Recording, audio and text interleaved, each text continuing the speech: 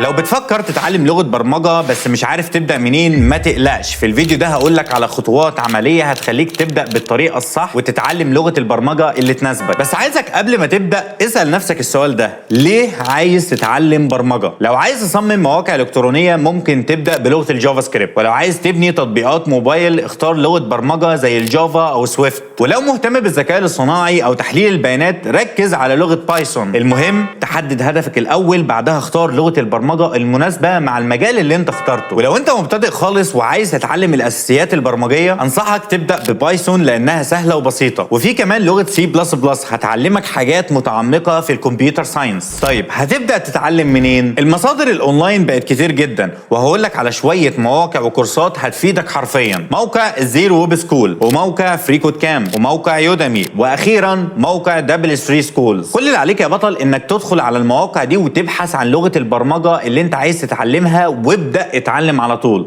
لايك وفولو وتحول لمبرمج.